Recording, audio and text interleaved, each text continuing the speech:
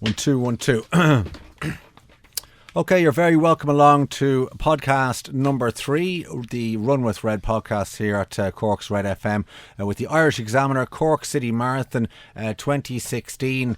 Myself, Colm, and Chris. Welcome along, Chris. Hi, Colm. How are you doing? Fantastic as always. So, slightly different on this podcast now. There is no video with this podcast. Now, we've had a huge reaction to our podcasts, and a lot of people will be saying, please, lads, don't video it. There's just too much information there. We don't need to see you. Colm does look well today for the record. Okay. So there's no video, but in place of some video, we will be showing some pictures, which will be good fun, I think. Pictures and sound. Yes, pictures and sound, exactly. So another good day running down the Leaf Fields on Saturday, Chris. No, another good day, another good turnout, and a couple of new faces. A few new faces. A couple of new legs. Well, do you know what? Like my friend Michael and Lorraine weren't there last week. They were there the week before. But again, lots of people, lots of new people. And again, people who haven't run before. So it's great. Yeah, I caught up with good athletes as well. Actually, came down to a couple of handy athletes. Yeah. Investigating. So on the podcast for the next couple of weeks, as I will be doing, giving tips, advice, inspiration, and motivation. So this week, Chris, we're kind of talking about motivation and what motivates you, and how can you get motivated to go running, to get fit, to get involved with the marathon or whatever you want to do. What motivates you, Chris? What do you get motivation from? The fact I can go out. Right. And I always say to people, one of the best motivating factors for me is when I wake up in the morning, the window I look out of, it's not a hospital car park. Very good. It sounds a bit harsh.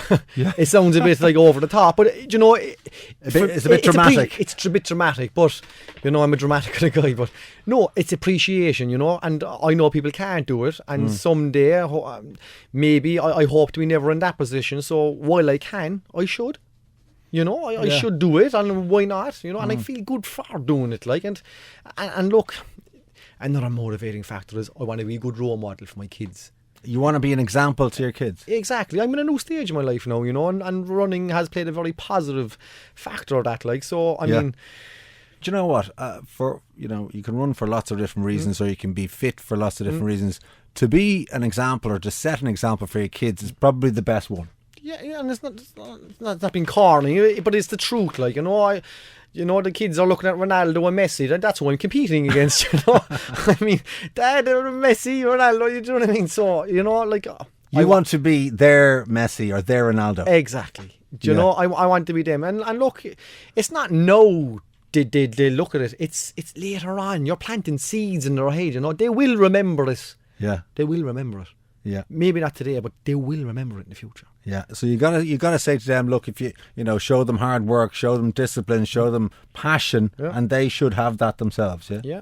Very good. Actually, speaking of your kids, you had a good week. You had a busy week last week. Am I right in saying that is it Craig, Christopher, and Callum? That they are going to be starring in a new film set here in Cork of the Maze. Breakout, is it? It's about the 1983 the IRA prison break of the Maze, which was filmed in numerous parts around Cork, and obviously the main place is for the Maze will be Cork Prison, and they're playing the 3 youngest kids of my 5. They're playing Tom Vaughan Lawler's Kids, yes. My 2 other teenagers. My 2 other teenagers didn't want to because they were too embarrassed. Didn't want to be part of it. And then the regret they'll have later on. Didn't want to be part of the movie. They were a bit shy, like they're teenagers now. Okay, yeah. So Tom Vaughan Lawler, Nidge, of course, from Love Hate, he stars in this as who? As Larry. They're Larry's lads. They're Larry's kids. Okay. In the movie. One of the IRA men. Correct. Who escapes. Correct. And this was shot and set. It will be set in Cork Prison. Correct, and parts of Cork. Actually, a funny story. The kids had to take a couple of days off school. Yeah. And Callum, my youngest, told his teacher that he was meeting his dad. Yeah. In Cork Prison. And there's another scene where they go fishing, and he's bringing me fishing. And the teacher questioned my wife out of in jest, but very curious because I didn't do the school run in a while, and they're kind of asking what I was. And slightly concerned. Correct. In case you're up in Cork Prison. Yeah. Well, listen, that's an incredible thing to be involved in. When's the movie out? I've been told 6 months it'll be hitting cinemas, but I'm just delighted for the kids, you know. I'm actually delighted I met Tom Von Laura, total and utter gentleman. I met him many years ago, well not many years ago, a few years ago when he was doing Love Hate was still, I think the last series hadn't come out yet. There was Love Hate Fever in Cork and in Ireland, and he came into the studio and did a chat. He had a chat with Neil because I think he was in a play actually down here. What a lovely fella, and so what a great actor, because he was so unlike Nidge, you just would not believe. So the first day we were actually doing costume with the kids. Yeah. We were down the hall and walking to the room, and the last time I seen the man, I was actually watching the box set last week or 2 weeks ago, and I just turned around, there he was. I got a fright. Yeah. I mean, it's just incredible actor, it really is. But anyway, we're kind of getting off topic there, but listen, that's a great thing for your kids to be involved in. And I know, and by the way, certainly not the first acting job Craig has had. Didn't he play the young Roy Keane? He actually starred as Roy Keane in Rockmount, which won an IFTA. So did it really? Yeah, and it won the Galway Film Fleadh and Skull and Kerry festivals. So wow, it's incredible. And does he think about being an actor or getting into the game, or is he too young for that? He thinks about it, but there's plenty of time, you know. Absolutely. But you know what? It's great for confidence building, I think. Oh yeah. You know, for kids and kids, teens, adults. You know, if you act or if you're, take part in drama or a play and you have to get out and stand on a stage and deliver lines, if you can do it and if you get over that, it's a great learning. It's great for the confidence. Yeah, totally. And that's I think as well, a lot of people take sport, if they get into sport, maybe if they're not so sporty and they get into it and maybe they get running or indeed run a marathon, all that kind of stuff, it really helps their confidence and it helps to kind of... We were only talking about that yesterday with some people haven't never raced in their life and they're doing the relay or the half marathon or the marathon on the 6th of June for the Cork City Marathon. Do a trial day. Yeah, just plenty of 5Ks and yes, back to running actually. Yes, if you're signed up for the Cork City Marathon or indeed the relay or the half or the full, yes, it would be handy, and certainly if you've never ran a race before, it would be certainly good and handy and beneficial for you to take part in a race between now and then. Make mistakes, learn. Yeah, get out to maybe a 5K or a 10K. And if you're doing the half or full, get into a 10-mile race or a half marathon maybe, and just blow out the cobwebs and learn a little bit as well, because you can kind of learn from taking part in that. We've got a special guest on the show today. We're going to talk about, on the podcast, we're going to talk about motivation, Yeah. And I know you, Chris, were at trytalkingsport.com in Cork City Hall recently. It was called Mind Over Miles, yeah? Joanne Murphy hosted that, she was a very good host. So lots of speakers there. I know Sonia was there. I know, was it Greeley from... Frank Greeley, from the Irish Runner. Fantastic interview. And our next guest, or our first guest on the podcast, was also there, Gerry Duffy. He's a motivational speaker, athlete and author. Gerry has competed in some of the world's toughest endurance races, including running 32 marathons in 32 days, as well as winning the Deca Iron Distance Triathlon, an event dubbed the toughest 10-day endurance challenge in the world, which requires competitors, check this out, to swim 24 miles, cycle 1,160 miles, and run 262 miles. Eye-watering stuff. Gerry is also an acclaimed author. He's released his first book, Who Dares Runs, back in 2011 to rave reviews, and he followed it up 2 years later in 2013 with a book called TikTok 10, also shortlisted for the Irish Sports Book of the Year. His new book is out now. It's called The Goal Getter. Gerry, thanks for taking our call today. What was life like for you prior to 1995 when you said yourself you found yourself stuck in a rut? I was indeed, guys, and I'm very far removed from that now, but at the time I was 27 years of age. I was somebody that certainly wasn't into running at all. I wasn't really into exercise, if the truth be told. I was into a little bit of sport, which was golf, but the reality is there was more Mars bars in my golf bag than there was golf balls on occasion. So I was certainly very far removed. I was somebody that didn't have huge motivation in his life, had unknowns to himself, put on 4.5 stone from the time he'd left school 10 years before. I was a heavy smoker. And, very, very quickly or very briefly, what happened was I had a photograph taken, and I didn't recognise myself in the photograph. I realised what I'd allowed myself to become, which was the complete opposite of who I was when I left school, because I was into sport in school, and I certainly wasn't into any of the bad choices that I'd since made. So I took up running at the age of 27, and I didn't realise that, over the next 20 years, it was going to radically transform my life in every way, because everything that I've been fortunate enough to do since, and maybe just in different areas of my own life, had the beginning of that journey in July of that year, kind of 21 years ago, when I made the decision to buy a pair of runners. Gerry, you gave a few reasons why you did change, and obviously you've seen your own physical appearance, but what was your eureka moment? I think, the eureka moment was in some ways it was seeing that photograph. In other ways, it was the very first day I ran. I previous to this, I wasn't overly happy. I wasn't an overly happy person. But the very first day I took up running, it was a beautiful July morning. I went and I somehow managed to run 3 miles. But what I realised in the years afterwards, it woke me up. Literally that first day, I kind of woke up to the fact that I was alive. I became consciously aware of the fact, because I got those exercise endorphins that we hear people speak about, and they connect the serotonin, the brain cells that out of which we derive happiness, and all of that was going on, in my brain. And as a consequence, it wasn't like a sudden shock. It was almost like it happened over quickly, but over a period of time, if that makes sense. Where, because I continue to this day, I've never stopped really exercising since. So over time, I just started to get happier. Every week I got a little bit happier and a little bit happier. And then I brought it into other areas of my life, and it kind of started to gather momentum from there. So it was kind of a collection of very simple things, but all of which, I suppose the key to it is things that challenged me, that were out of a comfort zone. And I've learned that's where the magic in life is, if we're willing to challenge ourselves relative to whatever it is we want to achieve.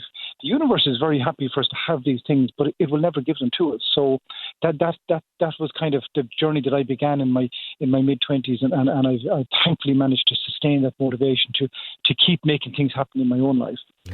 We saw that photograph of yourself and Sevi Ballesteros, and you were, as you say, 4 stone overweight at that time. That kind of brought it home to you. Yeah, the photograph was taken. I still have it, actually. Yeah. It was with my sporting hero, Sevi, who was over in Ireland to play in the Irish Open. And, when I got the photograph developed, I looked at myself, and I saw in the photograph a guy that was a heavy smoker, that was kind of just drifting through life, and I was 27. And I just looked at it. I said, Gerry, come on, you're better than this. Come on, you're not asking anything of yourself, and what are you going to do about it? So the obvious thing was to kind of take up running and to lose the weight, and maybe to keep the mind occupied so I could try and give up the cigarettes. And I had no idea that it was going to open so many other windows of my life. But thankfully, that's the gift that running gave me. I know you've said, just leaving fitness and running aside for a moment, I know that you said that one of your greatest achievements is getting over the fear of public speaking. Now you're a public speaker for a living. How did you do that? Yeah, if I'm being honest, it's probably the greatest achievement. In fact, without a doubt, it's the greatest achievement of my life. And the reason I say that is because I was incredibly challenged by it in my mind. 11 years ago, I now call it the opportunity, but I certainly didn't see it then. I knew for 6 weeks I was going to speak in a public setting where I had to stand up and perform. And the thought of it absolutely terrified me. But I said, no, I'm going to do it. I forced myself to do it because I realised all the other things I'd made happen in my life took, effort, and took, me willing to take on things that maybe I didn't want to do. And I saw the wisdom of pushing yourself to do things and realising that that's how you achieve things and that's how you get higher levels of happiness. So at the time I had no desire to be a public speaker. That kind of happened 4 or 5 years later. But to put it into context of how afraid I was of it, I had to go to a hypnotist to give me the courage to stand up and address an audience of 4 people. So it was a massive challenge. But the sporting ambitions that I've been fortunate enough to achieve, if I'm being honest, I kind of felt I could achieve those. But part of the reason was because I'd already achieved something in a different area of my life that I genuinely thought was beyond me, that was impossible. But when I did that, I said to myself, when I did that first talk, I said to myself, gosh, you did that. What else have you been telling yourself you cannot achieve? And it was like the last layer of disbelief or the last realm of not having, a good enough attitude about what I was capable of achieving. It kind of disappeared when I did that first presentation. So do you think that the running helped you get over public speaking?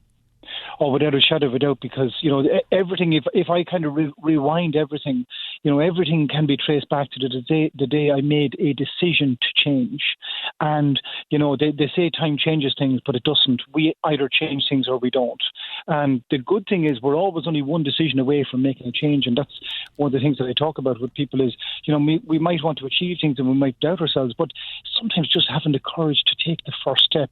And even the step before that is the decision to do it. So we're always only one decision away from possibly, pursuing or taking on or achieving the things that we want.